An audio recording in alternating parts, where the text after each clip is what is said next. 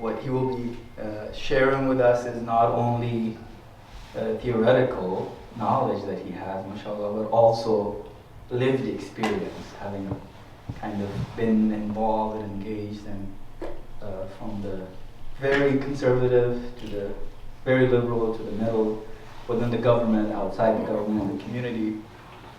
So mashallah, he has a wealth of experience, and people like him are an asset for our community, so we're very blessed to have him with us. But he, despite having all of that, he's also very accessible. And it doesn't hurt that he's also Afghan, inshallah. So let me begin by, as a short reflection on an ayah of the Quran. If we can all, as we all do, we begin by reciting the ayah together. So it's ayah 118 of Surah Hud.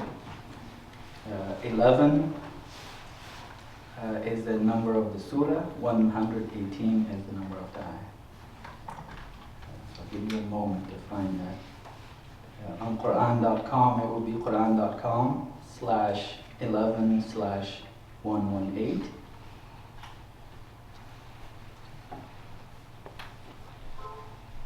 So let's read it together. أعوذ بالله من الشيطان الرجيم. بسم الله الرحمن الرحيم. ولو شاء ربك لجعل الناس أمة واحدة ولا يزالون مختلفين.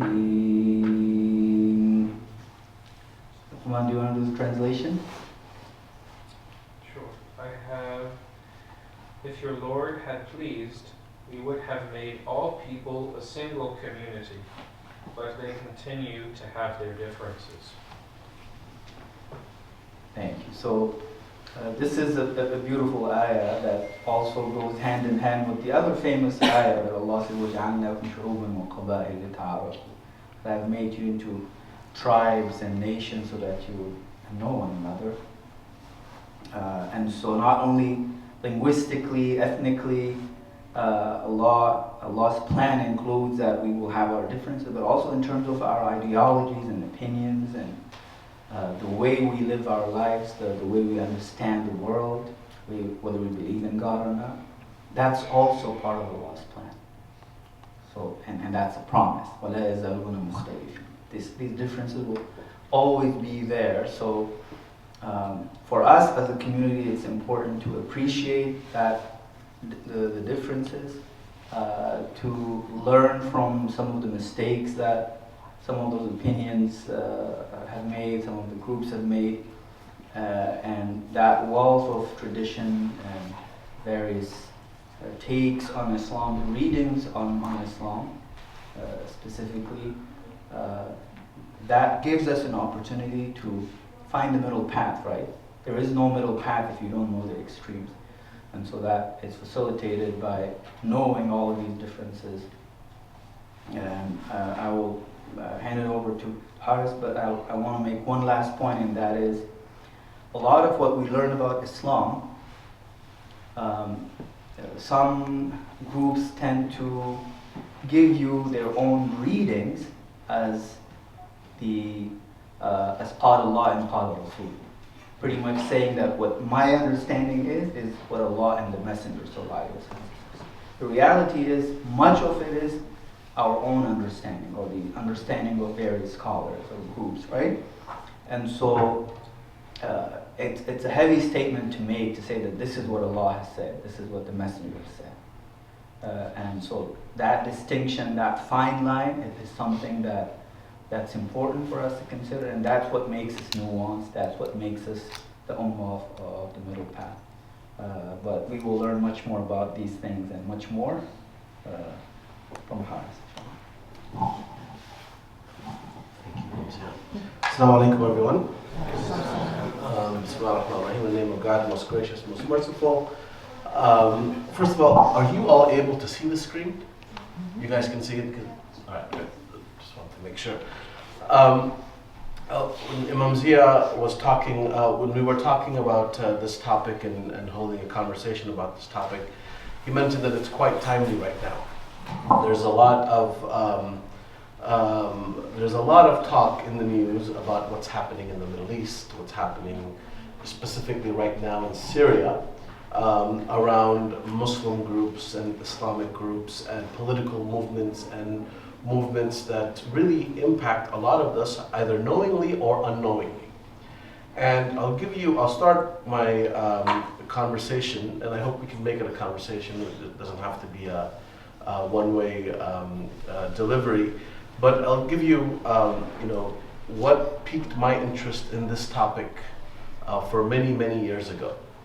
So on 9/11, when the attacks on 9/11 happened, I was a young American Muslim, didn't have a lot of understanding of the Muslim world and Muslim majority countries and the relationship of the US with these countries and the groups that existed. And so really kind of didn't understand when 9/11 happened, the intricacies and the nuances and why it would happen and why is there a group that's claiming a certain mantle of religion attacking the US. But then I also realized how impactful that event was on our community, on my mosque, on the school that my kids were going to go to. I used to be a teacher back then. I taught my first year in the Islamic school. I saw the impact that had on my students in our community, and then of course the civil rights abuses of American Muslims that happened post 9/11, and all of the challenges and issues that we had since 9/11 as an American Muslim community. All of those happened because there was an outside group that attacked the US, and of course they had their reason to attack, but that engagement took place. And so that really piqued my interest as to what the nuances of political groups, of Islamic movements in the Muslim world, in the Muslim majority world, and their relationship with the US, but also their impact on American Muslim communities. Because we don't live here in a vacuum. Our parents, whether if your parents came to this country, or you came to this country, or your grandparents came to this country, they came here for a reason. There was it was financial upward mobility, it was to escape political persecution, it was to escape war, it was to escape a crisis. All of these things happen, and we are here because of that. And it usually involves some type of conflict that also involves political and Islamic movements around the world, and specifically Muslim majority countries. And then the development of our identity as American Muslims has also been impacted by many of the groups, of the Islamic groups that developed in the Muslim majority world post-World War I and post-World War II. But some of the imams who engage our communities, the ideological trends, the theological trends, the political trends, the organizations that represent us on a national level, all of these were somehow impacted by Muslim Islamic groups in the Muslim majority world and their political and ideological worldview. So we may not know it, but it's actually important to know what trends took place and how those trends eventually impacted us and how we learn, as Imam Zia mentioned, how we learn our faith and how we learn our religion and what direction we take. Those are very real questions. And sometimes it happens unknowingly for the majority of us, but it's so important to actually understand that. So we thought we'd have a conversation.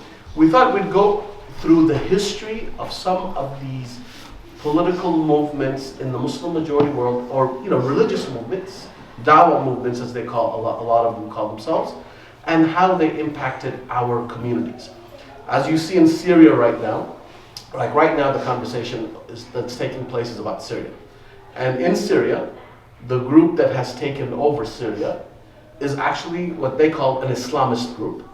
But it comes from there's a history to Tahrir Sham, the HTS as they call it now. There's a history to that. They come from a specific ideological background They come from an ideological trend, a political trend. There was reasons that that group was created, and now they're running one of the most strategically important countries in the Muslim majority world. Syria, if you know Syria, it's a bellwether for the Middle East. Historically, for hundreds of years, Syria, Damascus, Damascus, Aleppo, Homs, these cities were very significant in Muslim history, in Islamic history. And a lot of times, when Syria goes a certain way, the trend in the neighboring world, in the Middle East, usually the trend goes towards how Syria moves. Whether that's authoritarianism, whether that's dictatorship, whether that might be democracy, whatever it was, Syria and Sham, and especially Damascus, after the death of the Prophet, peace be upon him, has always played a key role. The capital even moved to Damascus of the center of the Muslim world. So now everybody's talking about it. There was a big, how many of you saw the German foreign minister go to Syria? And when the head of the Ahmad Shara refused to or did not shake her hand, it became an international news story, right? International news story. Although a couple of days after, I don't know if you guys saw the swearing in of the senators. Kamala Harris was swearing in all the different senators. The husband of one of the senators refused to shake her hand. Didn't really become a major story, but because Ahmad Shara is considered an Islamist, right? The group is an Islamist group. It became an international story. It took away from the actual substance, which was two foreign ministers of major European countries that went to visit a newly established government. That was, most people completely ignored that. They focused on a man with his religious and faith-based convictions refusing to shake hand with a woman. So you see, and then 3 years before that, you saw the Taliban. Every single day, there's a new ordinance or order that comes out of Afghanistan, limiting women's rights, limiting the rights of minorities. And the Taliban, they claim to represent a certain trend in Islamic philosophy, in Islamic law, in Islamic thought. And they also have the history and background, as you will see, of where they come from and which movements they belong to. And as Imam Zia mentioned in this verse, if you look at Islamic history has always had diversity. Actually, extreme diversity, lots of diversity, different trends, very literalist trends. You had conservative trends, more liberal trends, rationalist trends, literalist trends. These have always existed in Muslim majority countries because, in all honesty, these trends are a reflection of us as human beings. When you see someone, usually have a laid-back personality, and this is kind of what Umar radiallahu anh used to say, that if someone comes to the religion and they have a certain personality, if they have a very strict and tough and literalist personality, they bring that personality into the religion with them. If someone has a laid-back, chill personality, they actually bring that personality with them. And the way they interpret and practice and engage the religion sometimes is reflective in that personality. So these trends have always existed. What we wanted to look at, and the discussion I wanted to have tonight, was maybe the past 150 years of trends of these groups, why they exist, how they formed, and then eventually how they impacted us as American Muslims and Western Muslims. And still that impact is happening. I'm going to give you a very good example of this. How many people in here have heard of this name, the name of someone, Sami Hamdi? A few people. Sami Hamdi. Sami Hamdi, sorry? The guy was going around? The guy that's going around, yes. On the women's side, anybody heard of Sami Hamdi? A couple of people, okay. Yeah, so he became like a really big kind of thing in the American Muslim community in this current election. The guy kind of came out of nowhere. I'm sure a very well-intentioned brother or human being. not American, came from the UK with very close ties to Turkey and other places, came to the US and for a year told Muslims how to vote. Like literally, he used to go around from city to city, masjid to masjid, center to center, conference to conference, and tell people and give us an analysis. Whether his analysis was right or wrong, that's not what I'm here to discuss. Is that happened tells you that we're influenced as a community by people from the outside world. Our scholars, a lot of times, still until today, American Muslims refer to scholars in the Middle East, in North Africa, in South Asia. And our scholars who were even born here, they have the understanding and mindset of that world. So understanding these trends, I think will help us understand Islam in America, Muslims in America, and especially Muslim institutions in America and how they have evolved, developed, and where they are today. So what we're going to try to do is look at the movements and trends that developed after probably the biggest event in the Muslim world in the past 200 years. And that was what? Can anybody guess? The Ottomans? The what? The fall of the Ottomans. The fall of the Ottomans. So probably the biggest earthquake in the Muslim world, Muslim majority world, in the past 200 years, 150 years, was the fall of the Ottoman Khilafah. And we'll go into, so what I want to do is start with there, and then talk about how these movements developed, and then we can talk about how they impacted us. Does that work? Perfect. Does that work? I'm still wondering if you guys can. Yeah, because this is. Do we want to tilt it? Do you want to move What it a they're little? trying to say is, why don't you scoot down a little bit? Yeah. Yeah, we can scoot a little bit. But yeah, I hope Are you you guys guys can still see it. You good? Yeah. All right. And Jack, can you see? Perfect. So the Ottoman Empire, as you know, was the last of what we call the Muslim empires, the Khilafah. So after the death of the Prophet, peace be upon him, there developed a series of empires, what we call the Khilafahs or Sultanates, depending on where you're from, and there are many of them. There was the Umayyad Empire, and the Abbasid Empire, and the Fatimid Empire, and there's so many of them. And the last of them was of the Ottoman Empire that developed in Turkey and was a very powerful empire that controlled essentially the whole Muslim majority world for hundreds of years. And then it officially came to an end in 1924. After many, many years of it being on the decline.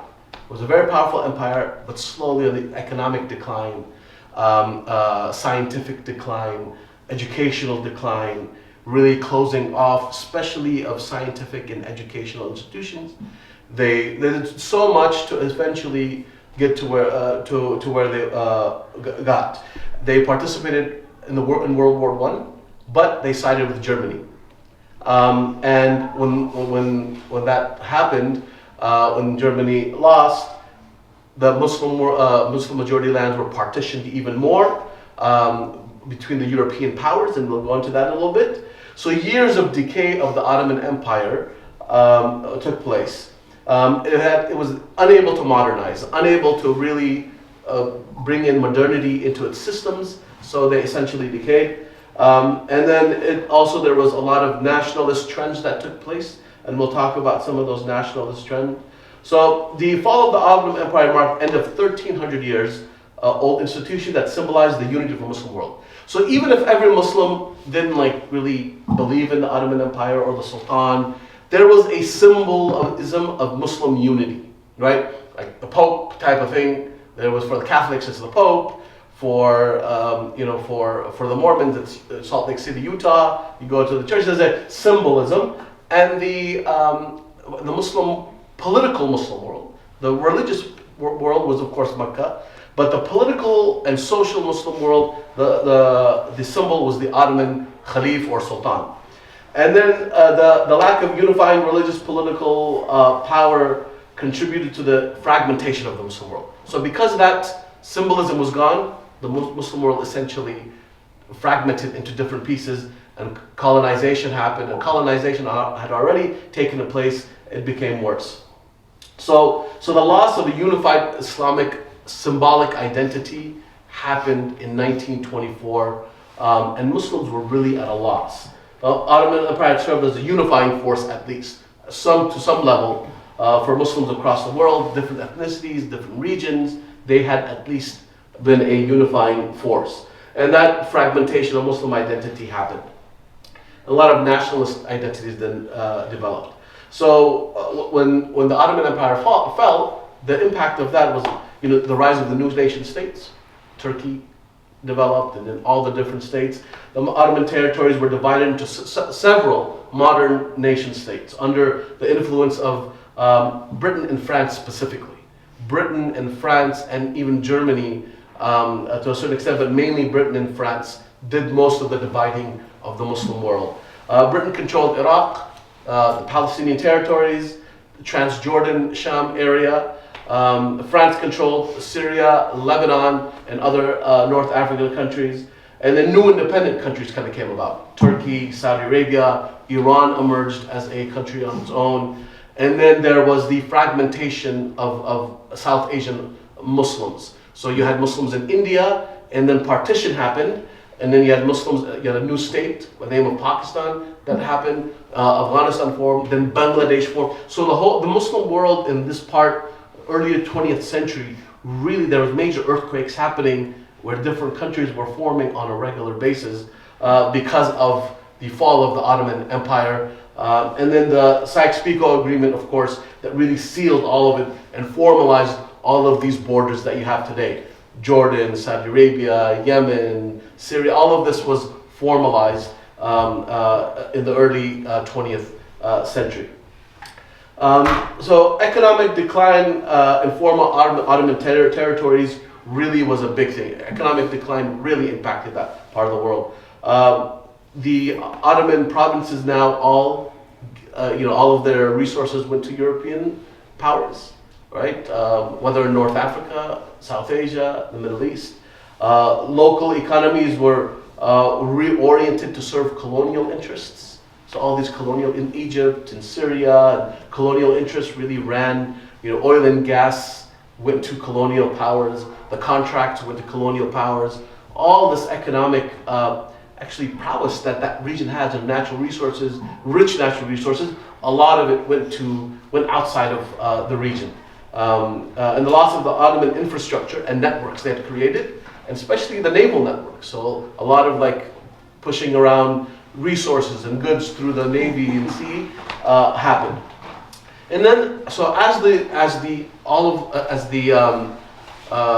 empire fell, Ottomans fell, there was also the emergence of secular identity for the first time in that part of the world, right? Before then, there was really no such thing as a secular identity.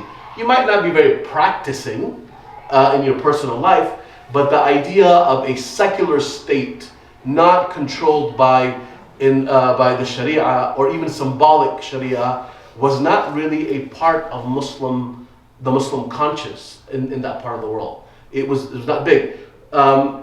Turkey, when Turkey established the state, they essentially originally what they wanted to do was create a constitutional monarchy almost, like what the UK has, where you had a head of state, which was the Khalif, but then you had a president, which is like the prime minister in the UK. One was in Ankara, that's why the capital of Turkey is in Ankara. Right? That was supposed to be the administrative capital of the state where government happened. And then Istanbul was going to remain kind of like the symbolic head of state, religious state. That was initially the vision of Ataturk and the Young Turks and all of those folks. But they actually, once even that would happen, they're like, forget it. They completely abolished even that constitutional monarchy. And then secular nationalist leaders started to pop up around the Arab world, especially as well. So you had the Ba'ath movement that developed in Syria, but then you had people like Jamal Abdel Nasser that really developed a secular nationalist identity in Egypt, which was very popular in the Arab world. You had people like Hafiz al-Assad, you had people like later on Saddam Hussein, all these guys were nationalist leaders who were secular. And so the emergence of secular happened in the Muslim conscience that was not there before. But one of the impacts was also Islamic revivalism. So all throughout the Muslim world, as they're seeing all of this happen, you're getting Muslim leaders, scholars, young people especially, students that are organizing and saying, wait, what's happening?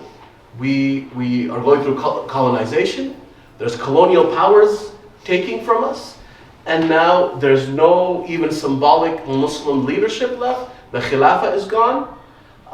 So there started to happen this very deep wave of Islamic revivalism, because there was a crisis of Islamic identity that happened. So in places like India, Muslims in India started to organize. Muslims in Pakistan started to organize. Egypt, they started to organize. In Iran, they started to organize. So this new sense of like, we lost the Khilafah after 1300 years. That was a big shock to the Muslim conscience, even though it was symbolic. It wasn't anything actually very real, but it was symbolic. They had something to hold on to. They lost that completely. So then you started to have different movements develop around the Muslim majority world that said, hold on, we need to bring back faith, and not only our private lives, because at that time it was just mainly private lives. One of the things that the Ottomans did that was detrimental later on, Islamic history had a rich independent scholarship system. So you know all of these think tanks that are in Washington DC? This is all modeled after the Islamic Al-Qaf system. So what used to happen in the Muslim world, scholars were not beholden to the governors or to the state in the majority of the Muslim world. They had private institutions funded by business people, funded by big money, people who wanted to develop an institution of learning, and a scholar would essentially serve as the head of that, and that's why there was independent scholarship in many places that took place. The Ottomans completely nationalized all of that. They, to consolidate power, because their empire was so vast, they needed control, they consolidated everything into a national, so that's how you got scholars of the state and of the courts. And they all essentially became bureaucrats. Imagine going to Washington, D.C., all the think tanks where you have people who are independent researchers, and making the bureaucrats. You would lose that whole intellectual class, whether you think they're good or not.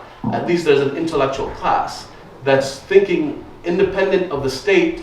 They were all made bureaucrats. And all of the Waqf system, which was amazing for so many years, all of the major Islamic sites of learning and like the Masjid al-Aqsa, all of these places were under the Waqf system, not controlled by the government. Even Mecca and Medina had a Waqf system.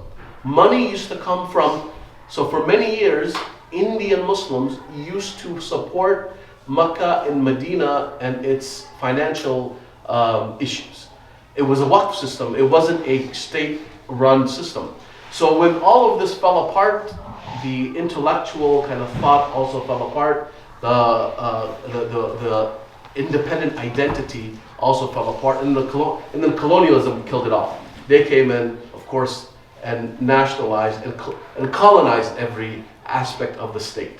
So Muslims were going through an identity crisis. I think we're still going through an identity crisis in many ways as a result of that, but that was the first shock to the Muslim conscience system. So what happened? You had, in Muslim majority world, you had movements that started to develop. These movements, some of them were religious and faith movements, some of them were both religious and political movements, and some of them were primarily political movements. And so there's many of them. The ones that I've tried to focus on are the ones that were the largest, but also the ones that had impact on Western Muslims. And we'll talk about how they impacted Western Muslims. So the largest of the movements was the Ikhwan al-Muslimin, the Muslim Brotherhood. There's Jamaat Islami, that was the largest one in South Asia. We'll go through each one in more detail. Hizb ut-Tahrir, that was specifically focused on re-establishing the Khilafah, the Caliphate. There was a political Salafi groups that developed in like Syria, in Egypt, in the Gulf of Arabia, current Saudi Arabia. You had Deobandi groups in South Asia develop in what they call madrasas, and we'll talk about that a little bit later. And then you had more apolitical groups like the Tablighi Jamaat, also as a result of colonization and kind of the post-colonial order. That said, you know what? We don't need to focus on politics. We just need people to come back to practicing Islam, and we'll talk about them a little bit. And then the Sufi movements, and then apolitical Salafi groups as well. And then there was prominent individuals that actually you probably don't know, but a lot of the institutions in America are impacted by the thoughts of these people. And their leaders are impacted by the thoughts of these people. So you had people like Hassan al-Banna, who was a school teacher actually in Egypt, but probably established the largest political Islamic movement in the Muslim majority world. People like Jamaluddin Afghani, who's probably the father of all of these people. He was an individual who was he was born in Afghanistan, but traveled all over the Muslim world, helping different Muslim leaders establish movements and political parties. He's known as like the father of what they call the Islamist movements currently. You had Muhammad Abdu, who was a more reformist liberal in Egypt. He was head of the Azhar University, but also a very international figure. Rashid Rida out of Syria, who was actually he had an experiment, probably the first Islamic governance experiment that failed. It's an interesting story. He developed a political party in Syria. This is right after World War I. He worked with the Americans, which not many people know this. He actually went to the Americans after World War I and said, listen, you guys helped us, help the Allied forces win World War I. Now go to France and the UK and the British and tell them to stop the colonization, pull back, and allow democracy to take hold in the Arab world in North Africa. He put together a coalition of liberal groups, secularists, Islamist groups, nationalist groups, and he talked to the Americans and essentially convinced the Americans to put pressure on the British and France to pull back from colonization, because British and France needed American financial support after World War I. Woodrow Wilson, who was president at that time, agreed. He told the Brits and the French that you have to pull back your forces, allow Egypt, and specifically the Sham area, Syria, Jordan, those areas, and at that time the Palestinian territories, to allow to have democracy essentially, and to develop a political system. What happened to Woodrow Wilson? He had a stroke.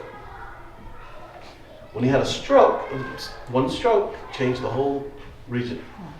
The British and the French decided that was time for them to kind of exert power, and they did, and they divided the region up.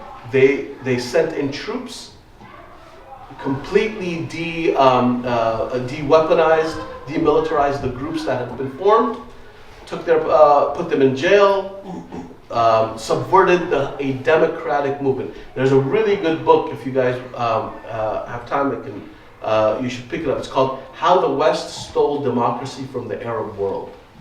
It's a great book on specifically the British and the French, how they post-World War I stole right under the feet of the Arabs when they were actually starting to, and it was all led by Rashid Rida, who was an Islamist Muslim scholar who was trying to bring different forces together. But How the West Stole Democracy from the Arab World is a great book, and it's not even written by a Muslim. It's written by a researcher from the West.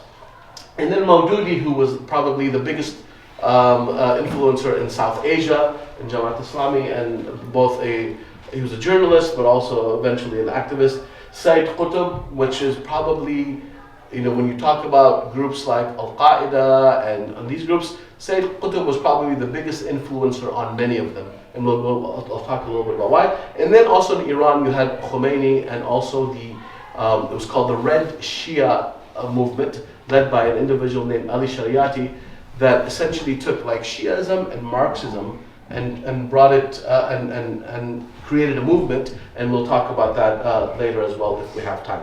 How are we on time? What time should I stop? I'm good for now. Okay for now? Yeah. Yeah? Okay. So the first one, the Muslim Brotherhood.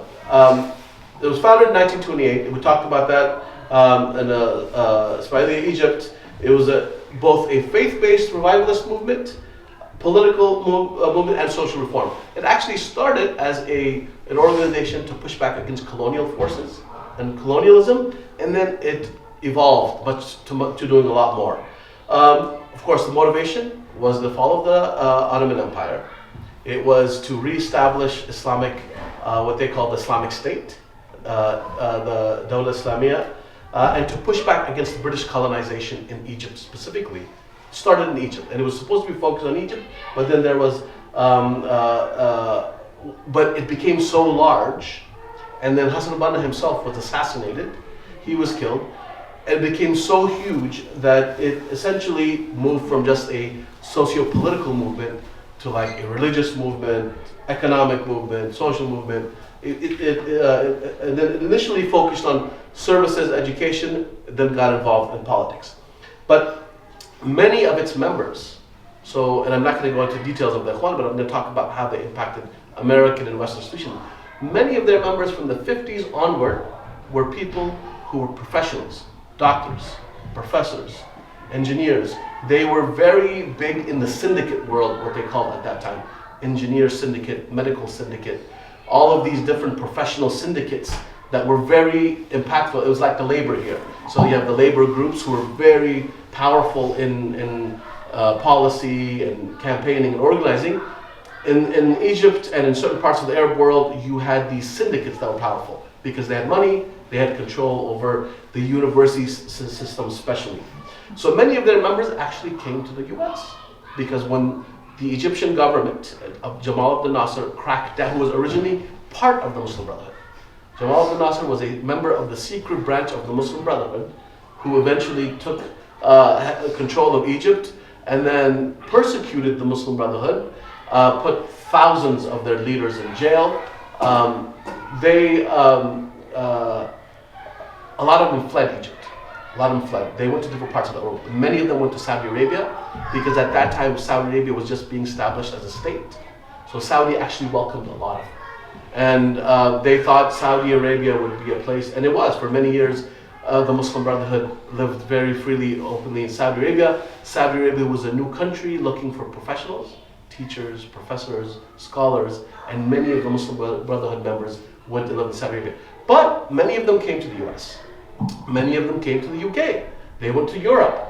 And they helped establish the initial organizations, and we'll talk about that. So many of them, they fled political persecution, but also economic upward mobility.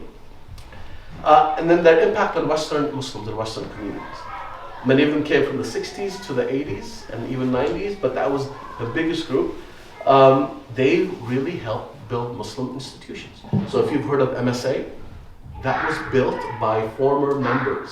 They were no longer, many of them were no longer active in the Muslim Brotherhood, but they built organizations like the Muslim Student Association, Islamic Society of North America, Muslim American Society, the North American Islamic Trust, who still is, but was much bigger before, had shares in the mosques all around the country in America. And they had a deep mosque network. So they helped establish many of these organizations. They also did, because they had political activism background. They were all activists. They helped establish a lot of the political institutions that Muslims now have in America. Organizations like AMC, American Muslim Council, that was much bigger in the 90s and early 2000s. CARE, MPAC, all of these organizations, their founders were part of those movements in Muslim majority countries. So these people came, they established these groups. Identity formation, their focus was identity formation of Muslim minorities. So they had a lot of scholars who were influential. They redeveloped things called like the jurisprudence of Muslim minorities, which was very popular amongst Muslim organizations, still is. They had people like Tariq Ramadan, Yusuf Qaradawi. They built institutions of publication like IIIT, which is in Virginia. These were institutions that were all built. Now they've evolved. They're no longer really, many of them, part of that network, but they were initially started by the members of those movements. The second most influential one in this area was from South Asia. So you had the Arab world, and then you had a budding new Muslim identity in Pakistan, India, Bangladesh, Afghanistan, that region. And a lot of Muslims, of course, come from that part of the world who live in America. The largest faith political movement was Jamaat Islami there. And the founder was actually a journalist by the name of Maulana Abul Ala al-Maududi.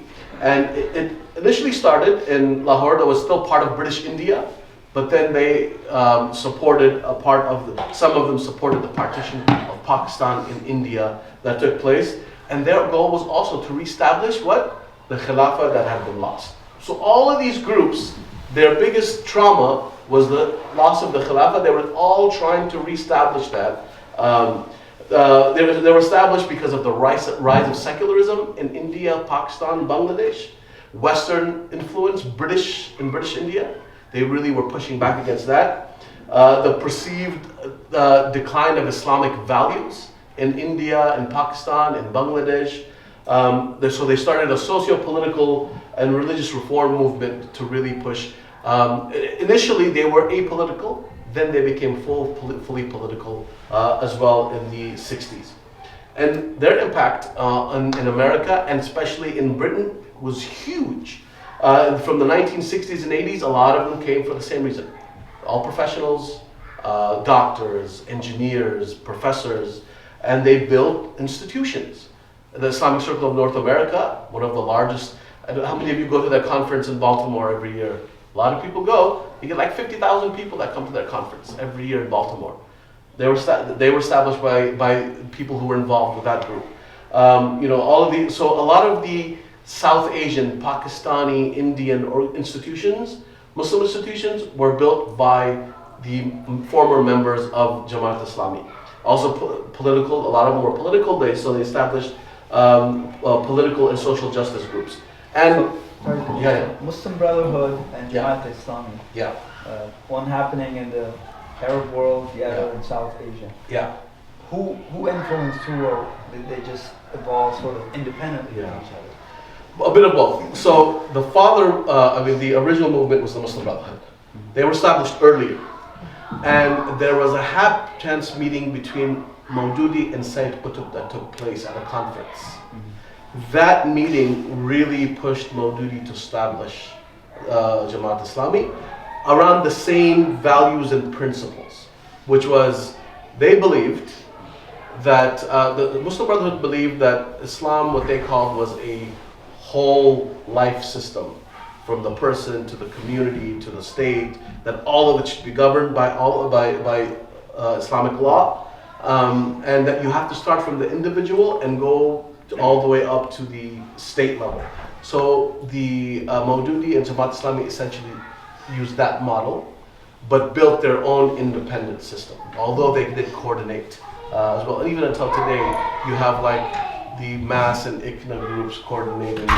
They have conferences together because that legacy that still continues. But I think the mother movement was the Brotherhood. And then another one that really impacts, that's apolitical actually, that you probably, yes please. Just like that. Yeah. I'm just surprised, the Ottoman Empire, it had its glory once upon a time. Why don't we see Turkish scholars here? Turkish what, sorry? Turkish scholars in the movement. Oh, Turkish. Because of their secularism, because they were more interested in secular way of life, probably because they wanted to emulate the Western style and thought that they would be. I'm surprised because they had seen the glory of the Muslim world and they should have missed it, and they should have been more in the forefront in order to revive it. I'm wondering why not. Well, there was actually movements inside of Turkey that also appeared. They were just not part of the pan-Arab Islamist movement and the pan-South Asian Islamist movements, right? So we're just talking right now about the Arab movements and the South Asian movements. I didn't go into the Turkish group because the Turkish influence on the US was not as steep. The Turkish influence on Muslim communities in the West were not as steep. It's actually much more now than it was. Turkey, when it became a secular state, there were movements that happened inside of the state, but they were not pan-Islamic. They didn't go outside of Islam, of Turkey. That was one of the main, but there were movements that formed internally. Yeah. So I lived in Turkey for many, many years, and part of the reason for your question is because after the collapse of Ottoman Empire, the Turkish Republic was formed, as he said, and there's a lot of pushback against anything Islamic. Like the Republic of Turkey wanted to be a secular state. Why? Well, That's my question. because people have had many years of the Ottoman Empire collapse and decay of Ottoman Empire, and they were tired of it. And these movements came about, and when these forces like Britain and France divided up the Ottoman Empire, it was Atatürk who stood up along with the people, and they established a new state. The end of Khilafah was that, you know what, we're done with this Islamic stuff. We want to establish a new society that is leaning towards the Western, not Eastern. In the past 15 years, that's been reversing. But that's why because Atatürk and his generals pushed back on these Islamic scholars or what have you. But that was kind of the end of it. The Ottoman Empire was collapsing from the 1800s. And in all honesty, a lot of the Muslim scholarship and establishment, they actually were anti-modernization, right? Many of them pushed back against democratic trends, modernization. They themselves had become stagnant. So even the scholars became stagnant. What you see in Turkey now, the past, you're saying 15, 20 years, is a very different Turkey that evolved. But many of those scholars were anti-progress, which is why, one of the reasons, they were completely sidelined and not part of the system. Another group that you've probably seen in mosques around the country if you've gone is a group called Tablighi Jamaat. They're an apolitical group, so they're not very political, but they are a missionary group, a dawah group. And they've actually had a lot of influence on Muslims in the West. They were founded in India as a group of individuals that thought the reason Muslim lands were occupied and colonized was because Muslims weren't practicing their faith properly. So they were very specific. It wasn't because they didn't have power, they didn't have economic power, they didn't have social capital. It was about their practice of their faith. They thought Muslims had become more like Hindus. They thought Muslims had started to shave their beards, remove their scarves, not eat with their hand. It was a different type of religious faith-based movement, but it grew massively because in a time when there was a lot of identity crises in the Muslim world, their message was really simple, super simple. Come to the mosque, become more religious, and once you become more religious and practicing, then God will change your condition. God will then give you the power, the economic mobility, all of that, once you actually practice your faith, and of course to very rigid standards that we'll go into. So they were not a political organization, but a focus on spiritual and missionary dawah. And there's a very interesting fun fact about their gathering. Their gathering every year that they have, their ijtima, they have a worldwide gathering that's bigger than what? It's actually bigger than the Hajj. They bring together 5 million people every year from around the world in Bangladesh. They have this huge place, and it's bigger than Hajj. It's a crazy sized gathering. So they've been very influential. So when you go to a mosque somewhere in Buckville, Oklahoma, you will probably find like a Tablighi Jamaat person calling people to come to the mosque and pray. They have a database probably that's better than most very progressive and modernized mosques. They know every Muslim, they have the name of every Muslim that lives around the mosque. Isn't it focused just on men? Yes, they're very conservative, very rigid, very strict. Yeah. There is no women in the system. They're against women coming to the mosque. Sorry? They're against coming. Muslims. Yeah, whether they're against it or they don't focus on it, that's the, but it is a purely male dominated system, but very, very dedicated.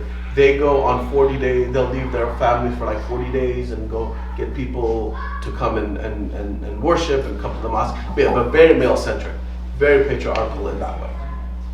But again, they were born out of the post-colonial order. The Muslims lost their identity in India. Muslim power in India declined. Hindu power in India started to gain. Secularism gained in India. And Muslims had lost that glory they once had in India. And a lot of it was focused on going back to the basics. And so their motto was simple. All Muslims become true Muslim. Simple. That was their founder, their leader. Was a very simple man, and he kept it very simple for people. But that was also the power of the message, the simplicity of it. And you go all around Europe, America, South America, Middle East, you'll find them. And in the U.S., they've been very, and in the Western countries, they've been very influential, especially in the UK. From the 60s until the 90s, they would come to the West. A lot of gatherings, ijtimas, conferences, convenings, all very basic, and no advocacy work, no political work. They're apolitical, they stay away from all of that. But extremely conservative towards women, towards non-Muslims, towards integrating into society. They're very outwardly looking Muslims. So they will wear a turban, they will wear like shalwar kameez, thobes, like out in public and even to work, some of them. It's very outwardly, they focus on the outward form.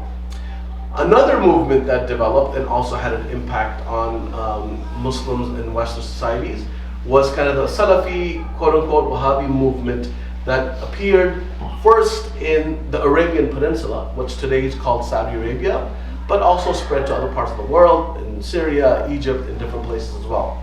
So their opinion of what the problem with the Muslim world was and why they lost power was they thought that Muslims didn't adhere to true Islamic principles. They thought that Muslims had essentially deviated from the true and pure Islam of what they called the Salaf. The Salaf were the generation that came right after the Prophet, peace be upon him, who they believed were truly Muslim and practiced Islam. And they believed that that's why they're called Salafis. Like they go back to the Salaf, what they say Salaf Salih. And they believe that until Muslim communities went back to practicing Islam as the first or second or third generation practiced it, they would not find any actual success and power and all of that. So their focus really was on bringing people back to what they called true Islam, that focused on what they call Tawheed, which is the oneness of God, staying away from innovation, and emphasizing strict adherence to Quran and Sunnah. And even not in the Muslim world, you had schools of thought. So you had in the Sunni school, you had the Hanafis and Malikis and Shafis, and in the Shia world, you had the Jafaris, and you have other trends. They didn't even believe in the madahib and practicing that. They purely believed in believing in adhering to the Quran and Sunnah. And they considered a lot of practices of Muslims like to be innovation, and really pushed back against a lot of those. And they were very influential. We'll go into why they were influential. But it was again a response to colonialism, to modernization of the Muslim world, and to secularism, which they perceived was the problem in Muslim majority countries. And then in the Salafi groups, you had different trends. So this was important because when we talked about HTS, Tahrir Sham, which has taken over Syria now, they are one of the trends of the Salafi movement. And their leader, Ahmed Shara, if you see his evolution, You see him from like a nice long beard with a turban to now, decent sized beard and a suit. But the Salafi movement has evolved, but they come from that school of thought. So there was the trends are the purist Salafis, focused solely on religious education, spiritual reform, personal piety, and they are not political in any way. And a lot of these are people who support the Saudi government, and we'll go into why that was, but they're apolitical and they believe that you must listen to the ruler and you don't do any politics, any activism, no protest. Like protesting is haram for them. You literally, they'll say protesting is haram, or like doing advocacy is haram, because they believe in the apolitical belief. Second, you had political Salafis. So you had Salafis like now Ahmad Shara or Jolani. He is a political Salafi now. He actually evolved from being a jihadi Salafi when they first started, because he started with Al-Qaeda. Al-Qaeda is a political Salafi offshoot. But now he's a political Salafi. He is looking to work in the political end. So you have three tribes. You have the purist ones, the political ones, and then the jihadi ones. And we'll talk about the jihadi ones that have impacted and influenced us as well. And their impact is immense. The benefit of the Salafis was that they had a state sponsor. And their state sponsor was the Saudi government. And the Saudi government, they had money, a lot of it, especially in the 60s, the 70s, the 80s, and the early 90s. The Saudi government had lots of money to influence the Muslim world. And that was, so they used Salafi Islamic theology to actually, as part of their foreign policy. They used it, they funded institutions. This University of Medina, Islamic University of Medina, they used to bring thousands and thousands of students from America, from Europe, from South Asia, from the Arab world, from China, and they would get free education for 4 years. No tuition, you get free boarding, you get a stipend, you get a ticket back home every year. So the money that the Saudis invested in a government-sponsored religious programs, even in America, here in Fairfax it used to be, there used to be something called the Ma'had, where the Saudi government used to have a building that they basically brought Muslim students from around America, gave them free tuition, they used to give them free housing, programming, and they would essentially become Salafi Imams, paid for by the Saudi government. All of that stopped post 9/11, and we'll go into why that happened. But a lot of money, a lot of publications, a lot of translations. Every house has a Quran that's probably Saudi government funded, the green one, the Mus'haf. That was their biggest tool, because that was all for free from the Saudi government, but it all had a Salafi leaning interpretation to it, especially the translations of those. So, but then from the Salafi movements, you had some interesting offshoots. So groups like Al-Qaeda were offshoots of the Salafi movement that mixed with political Islam. The Islamic State, same. Jihad Islami in Egypt, same. And then, as we talked about, and wanted to mention now, they also, HTS was an offshoot of Salafi groups.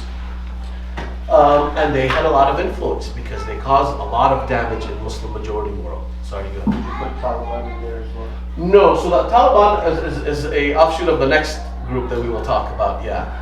Taliban I wouldn't consider a Salafi Wahhabi movement. They're more of a Deobandi movement, and we'll talk about that. But these groups caused havoc in the Muslim world. Many of them. They killed so many people in Egypt. They killed people in Algeria, started rebellions.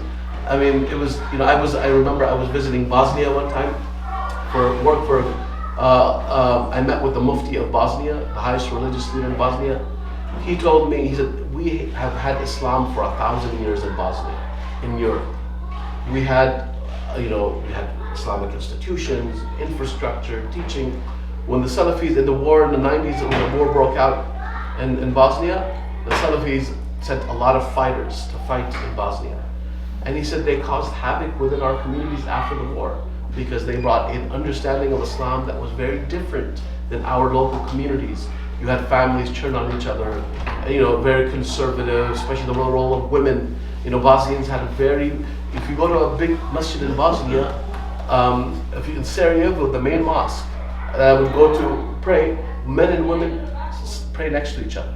There's a side for women and a side for men. Women don't pray behind men in the mosque, in many mosques in Bosnia. So their Islam and understanding of Islam was very different. It was a lot. And they're Hanafis. And they're Hanafis. All of them were Hanafis. And so when the Salafis came in, and also the Iranian-influenced Shia groups came in, it caused havoc in a lot of homes and institutions in Bosnia, Chechnya, Kosovo, Albania, places where you had a lot of conflict. How is HTS reformed? You said reformed. Yeah. How is it reformed?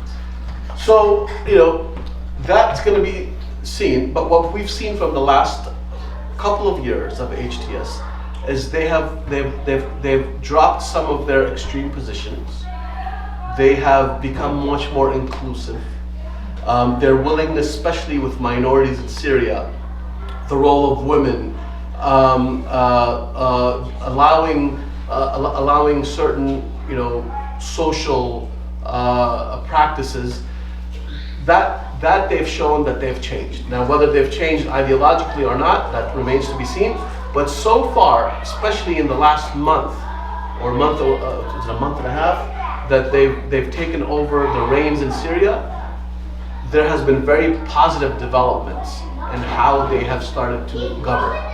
More inclusive, especially with minorities, Christians, Shia, the Zaydis, all of these different groups. Syria is quite diverse in that way. They've been very opening and engaging. The role of women, they've been very open in allowing people to do live their life. There hasn't been major social restrictions.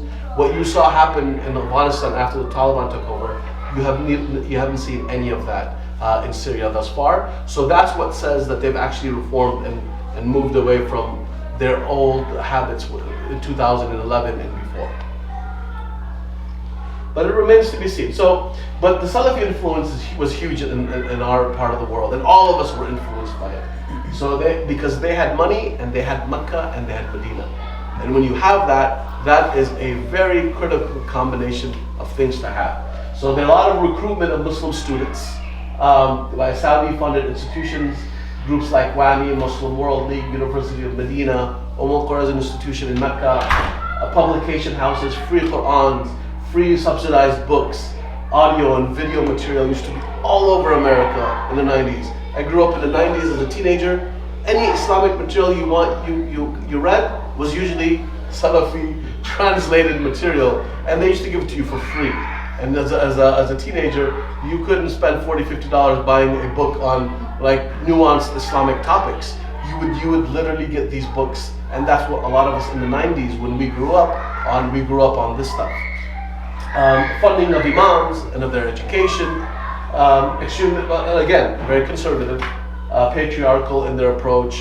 Women are not part of institutions.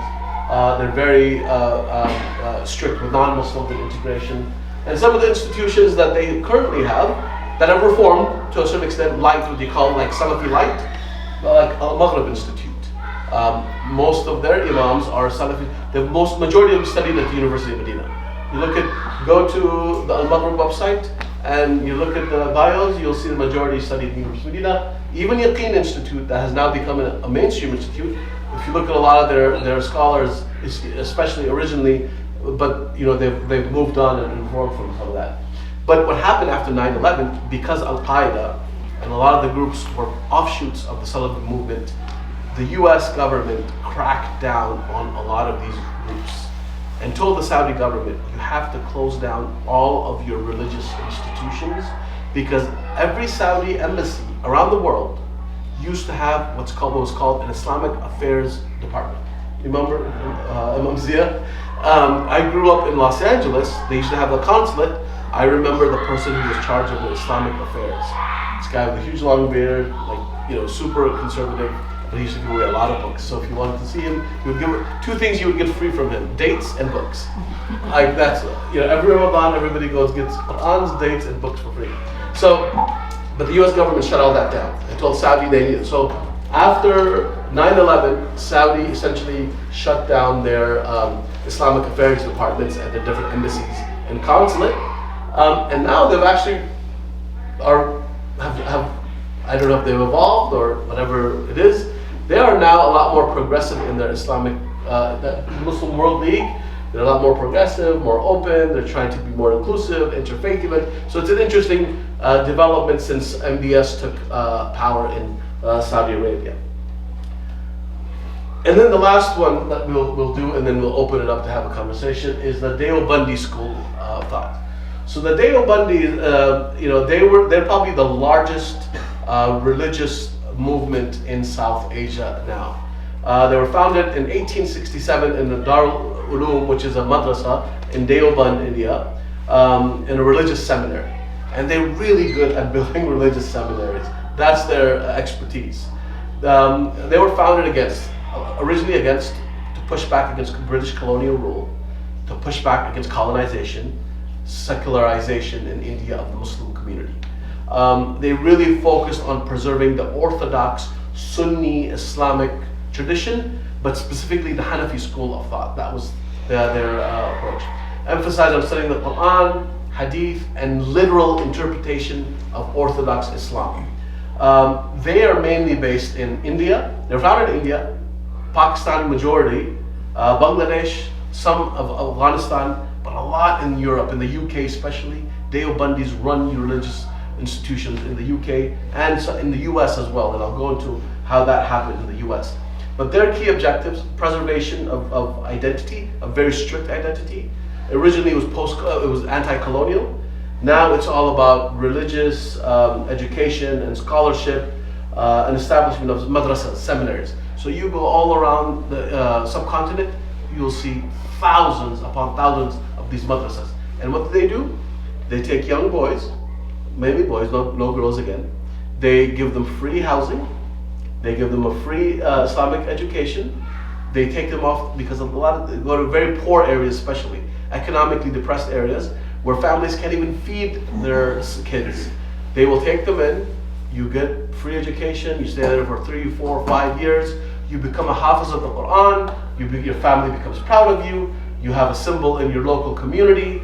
But the education that you get is a very restrictive education about the world, women, minorities. So it's a very difficult, but focus on moral and spiritual preservation and reform, and a lot of opposition to Western and secularization of Muslim societies. The offshoots of this group, the political and militant offshoots, are of course the Taliban in Afghanistan. So they're a strict Deobandi Hanafi group, but a militant version of them. The Salafis used to do, or you go to a madrasa in America or Europe or Pakistan. And so they have built an impressive pipeline of producing imams. Young imams around the country. A lot of them have graduated from madrasas, because they're boarding schools. They make you a hafiz of the Quran. You become an imam. Some of them become muftis. Again, extremely conservative. Now you have some that are kind of moving a bit like reforming in terms of their fiqh, but very conservative. Are you talking about all movements who are having this impact, or? No, this trend. I'm talking about the Deobandi movement. Deobandi movement. That continues. Yeah. Deobandi. This is a continuation of Deobandi movement. But they have institutions like Miftah Institute is a very strict. It's a newer one, but that's developed and it's very kind of unique. And then the Qalam Institute and a lot of institutes in Dallas that have been reformed, become a lot more open, but still have very conservative Deobandi ideas. So those are, I'll stop there because there's a lot more, and maybe another time we can do another session. Definitely a part 2. Yeah. A part 2 as well. But these are, and I'll open it up now, but this is kind of the evolution of what happened in the Muslim majority world, and also how these groups impact Islam in America, in Europe, in the UK, and also impact a lot of us and our lives that we don't really know about. Imam Zia, I think it's your turn because you have to say. I actually have questions. No, I you think some have of to you come have. up with your visuals. Yeah, of course. Yeah, I'll share. Oh, wait, no, she's saying you have to come up with your own movement. Yeah. Yeah, that's what I'm talking about. I MakeSpace is our movement. Assalamualaikum. Before we jump into the Q&A and discussion session of this program, I kind of wanted to lay out some ground ruling. Okay. So everyone hears it. For the new year, this is something we're trying to do, structure the Thursday Halaqas a little bit more. So I have a few ground rules. We have one question at a time, so please ask one question, and if there's time at the end, then we can ask follow-ups. Be One question per respectful person? per person, for now until we have time. And then be respectful and concise, so keep your question brief and on topic. I'll be brief, and Sure. we can just keep the answer brief too, please, Sure. so we can give the audience an opportunity. So the first one, how does the idea of globalized Islam affect our community? How do we form and nurture cohesive communities when individual Muslims can consume content from people we refer to, Deen, Bilal Phillips, other scholars and institutions, and feel like there is no need for the local mosque because I can get all of my Islam online? I mean, so you would be perfect to answer this yourself because you live it on a daily basis. Because you lead a congregation. I think that's the challenge, right? I can get an answer on an Islamic topic from ChatGPT that is probably better than any khutbah someone can give me, to be honest.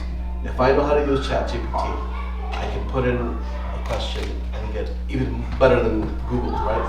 And I can get historical references, modern, different opinions. I can get everything from ChatGPT. So I think so the learning part is not the issue. I think everybody's gonna, unfortunately or fortunately, have access to knowledge. You can't stop people from having access to information. But I think what the shift has to come is the pastoring. People can have access to information. People can't be pastored. People can't come and have community. People can't come and have a family. People can't come and feel a sense of belonging. A lot of religion is a sense of belonging. It's faith is belonging. It's community. It's being in the same room with people. It's avoiding loneliness.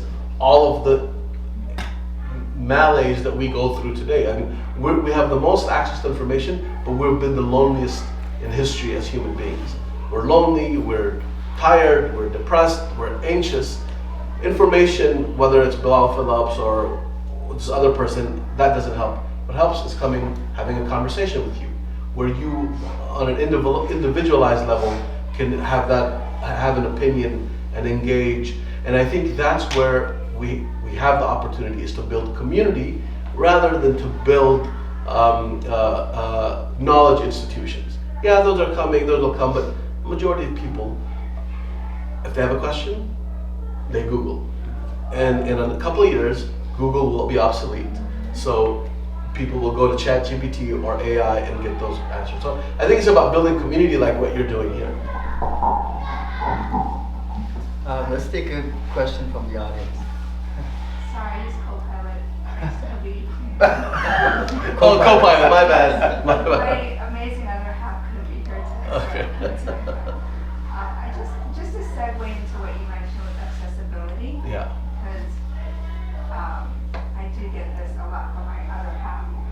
In terms of some of these institutes and the connection of links to them, I know with social media, there's so many things out there nowadays. Mm-hmm. And I never really thought to connect some of them. Like I know the Akeem Institute, I definitely recognize. Yeah.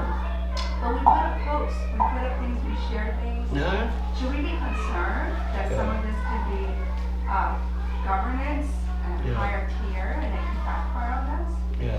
Because I never really Thought about those connections? Yeah, so I mean, when I made these connections, they weren't necessarily a negative thing, right? So it's positive. The Yaqeen Institute has evolved. Some of their founders were, came out of that school of thought, but they do amazing work now. A group like CARE or ISNA or MSA, they might have been founded by people who were part of these movements, but not everybody in those movements were problematic, right? They evolved, they changed. My own organization that I work for, our founder was part of the he was an activist in Egypt in the 1950s. If you were an activist in Egypt in the 1950s, you were basically part of the Muslim Brotherhood. There wasn't much other, unless you were a nationalist. But if you had any understanding of Islam, you generally were part of that. So I think the evolution has already taken place. The linking and the stuff that the Islamophobes do, I wouldn't be worried about, because they try that and it doesn't work anymore.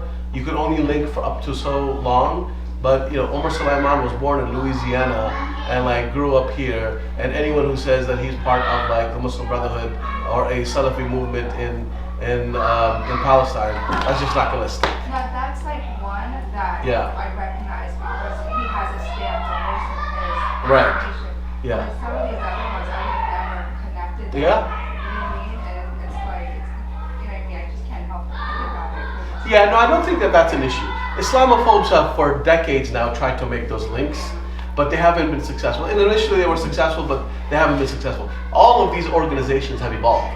They've become very different. They don't, for instance, the ICNA of today looks nothing like the Jamaat Islami of Pakistan. It's a completely different organization, but this is where a lot of when we talk about impact and understanding, it's just having that knowledge which is important. Yeah.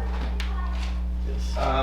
In terms of the establishment of these religious, political, apolitical groups, with the fall of Ottoman Empire and resulting end of Khilafah, were these as a result of that, or that event accelerated the formation of these groups? Both.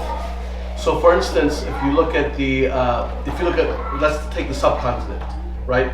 Pakistan, India, Bangladesh, Afghanistan. The subcontinent, Jamaat Islami was as a result of the fall of the Khilafah.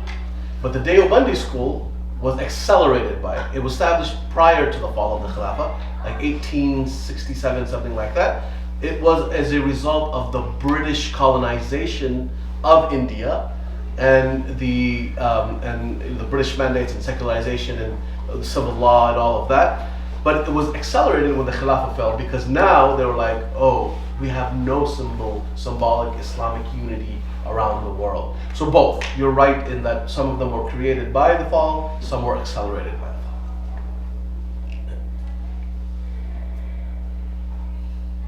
And it's interesting that there was a movement in India to restore the caliphate. Yeah. Even though there was no caliphate. Yeah. There was no caliphate in India itself. Yeah. They were ruled by the British.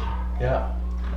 That movement, they even prior to the fall of the Khilafah, they started the Khilafah movement because they saw the fall coming. They saw the fall coming, and they started to develop, and the founders were in touch with Sultan Hamid, and in touch with other people in Jamal Din Afghani, and they actually tried, but they were not successful. It was just the forces were way too huge to do anything at that point. Can I make a comment? I know this is my second one, sorry. It's okay. Mr. is not paying attention. I think the British used the fall of Khilafah to their advantage to conquer India. Because at that time, I think, the Muslim majority parts of India, even though it was symbolic, they had a common thread with the Ottoman king that was sitting in Istanbul. Once that fell, they had nothing to common. So they used even the Indian Muslim against, in World War II, to fight them along against the Ottomans. Well, I mean, the World War II. By World War II, the Ottomans was World War I. Yes, correct. But the British colonized in South Asia prior to the fall of the Khilafah. So but you're right that they used these fault lines in India against each other. So in certain places they were close to the Muslims, in other places they were close to the Hindus, and for certain places the Muslims were the ones who were aiding the colonization structures and the British rule. In other places it was Hindus and Christians. But what was interesting is Gandhi was actually was supportive of the Khilafat movement. Not many people know, because Gandhi believed that if the Muslim world was able to kind of have an alternative system, that would help in the pushback against colonization and the British. Yeah. So, first of all, thank you for all this. The big lesson I'm trying to take away from this, just for things that are coming up now, Yeah. this next administration, the rest of this like year or whatnot, it's to get involved with these institutions, try to get them up to speed Yeah. on how to like deal with the situation, or Yeah, I think. try to take advantage of like shortfalls or forthcoming. Yeah. So like that. No, I think that's a good. The lesson learned. I didn't go into the lessons learned because we thought we'd do another session with the other groups, and then talk about that. But the lessons learned is important here, right? Because these groups served a very important purpose at the time they were established. That's the first thing. If these groups were not formed, you would see a very different Muslim world, Muslim majority world. You would see a different Muslim, American, British, Western society. So these groups were formed, but these groups also had their limitation. They're post-colonial movements. And post-colonial movements generally don't progress. Their progress kind of stops at a certain point.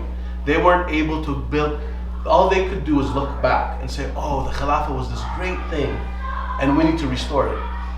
Rather, what the Muslim world needed was a way to look forward. What's next? How do we deal with the challenges now? Is really this focus of the focus on reestablishing Khilafah really what we need, what the Muslim majority world needs? When you have 35% unemployment, when you've got poverty, when you've got literacy rates in Pakistan and like Bangladesh and certain parts of the world where 80% of Syrians live under the poverty line. I mean, no, those are the lessons that these groups couldn't understand, and these groups fell into the same mistake that the Ottoman Empire fell in, which was they couldn't modernize. How do you look forward? How do you look at a Muslim majority world that looks different, that becomes economically stable, that becomes intellectually vibrant? I'll give you one example. The country of Spain produces more books, translates more books into Spanish than the whole Arab world. The country of Spain. The intellectual stagnation in the Muslim world you can't undo that with establishing a Khilafah in Mosul or Baghdad, like the Islamic State. The institutions that the Muslim world had were lost. That's why it fell apart. How do you rebuild institutions? How do you rebuild this intellectual thought? How do you build economies? How do you build scientific progress? Those are the questions that these groups needed to answer, but their ideologies limited them. And that's a lot of the lessons. Sorry. No. No, I'll leave it out. I am curious to kind of follow up on your question because I think about this in our American political context. I'm curious how you foster that kind of intellectual curiosity amongst folks, especially when a lot of these institutes, the challenge with them is that a lot of them fed like this red pill movement where everybody's obsessed with cultural issues, and whenever they think about politics, they think about culture. They don't think about tangible material change that affects like people's actual lived lives. Right. And so I'm curious how you see that shift happening. Like obviously it's not happening in these institutes. Like how do you work outside of those spaces in order to foster that kind of energy? That's a really good question. So one thing that's positive out of Syria, and this is what when we talked about how do you know these HTS reform, when you look at the rhetoric coming out of this current Syrian temporary government, you don't have social issues at the core of their identity and speech. Ahmed Shara sounds like a economic leader one day, a Che Guevara one day, a Nelson Mandela the next day. I mean, whoever is doing his handling is doing a great job because he's talking about political infrastructure, economic infrastructure. He's talking about infrastructure, like physical infrastructure. You don't see those social no, you don't see what the Taliban did, which is the first thing they came to in Afghanistan, where 80% of the people live under the poverty line, and it's like 37% illiteracy rate. And they came in and they said, well, you know what? Let's increase the illiteracy rate for women. Let's like shut down all the schools. Let's immobilize everyone. That focus on social issues then is not happening in Syria. I think that's a positive. That's one positive sign.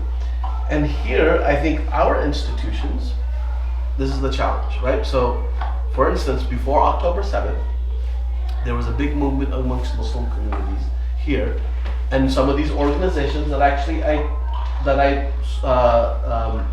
talked about here, a lot of them, their biggest threat after they got a little safe after 9/11 was the LGBTQ issue. They wrote letters and campaigns and movement. Okay, yeah, it's an important issue. You want to push back against teaching of these things in schools, do it, like there's no problem. But when that becomes your priority, then you lose the intellectual curiosity of that, right? So building institutions where, yeah, you can address social issues, they're important, you need to address those, but also how do you continue to, invest in building a Muslim entrepreneur class in America? You need financial freedom to have intellectual freedom. If you don't have financial freedom as a community, you will never have intellectual and political freedom. And so things like that, I don't think we as a community have actually matured to, but I think we're slowly getting there. Hopefully we will. I definitely have to say something. Of course, please. Because in all these movements, the common thread is they don't recognize women. And they form more than 50% of the population in most countries. Yeah. And it has been proven that you cannot achieve economic management, economic development without women's inclusiveness. Yeah. I mean, look at education. An educated mother, even if she's doing her traditional work, would be a better mother and can raise better children. Let's take a simple example. I mean, I do not understand why nobody is paying attention to all those aspects, and they're talking about economic strength. Yeah. That will never happen. No, I mean, when it comes to these Islamic movements, when it comes to participation of women, some are better than others. There are some that do foster, some have like women wings, some of they call them sister wings. So, but they're not fully integrated. You're 100% right. And there's multiple reasons to that. It's not just that their understanding of Islam. It's the fact that they come from conservative communities and cultures, right? It's not just the religion, it's also the culture. So when someone looks at the Taliban and says the Taliban have a very strict understanding of Islam. Yeah, but there's also a lot of cultural issues at play there. Why culture is preferred over religion? I mean, you have Quran and Sunnah for guidance, right? And all of these groups accepted, right? Yeah, I said something in the beginning that your personality on an individual level reflects how you understand religion. I think that's also the case in society as well. Your societal, cultural understanding reflects how you look at religion sometimes. The Taliban come from a very conservative region of the world, and the borders of Afghanistan and Pakistan. Cultures are very conservative. The way they practice religion is also reflective of that sometimes. So, but you're right, the issue of women in none of these groups, 100% correct. And they're not treated humans like in the Taliban, for example. And I was just thinking, maybe all the scholars, Muslim scholars, should pay attention to Taliban, to have an influence on Taliban.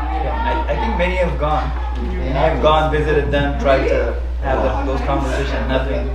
Even internally, there's more moderate ones that are trying to tell them open girls' schools, but so far their leadership hasn't shutting the windows, right? Yep. That's the new. Should we wrap up? Yeah, our time to wrap up is 9 o'clock, so it's 2 minutes till 9. I guess we can take one last question. Sure. Anyone else? And then if not, we'll wrap up and we have chai. Just a general question. I mean, you can't predict future, but how do you see within your administration coming?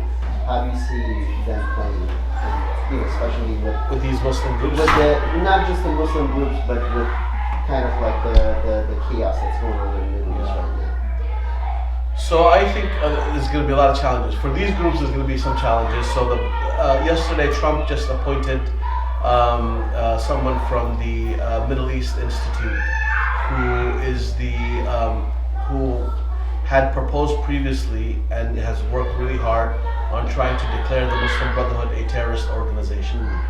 And I think there will probably be attempts in Congress, at the State Department, to try to designate the Muslim Brotherhood as a terrorist organization, which they think will then impact some of these groups in America that are offshoots of the Brotherhood or legacy organizations of the Muslim Brotherhood. So things like that will happen.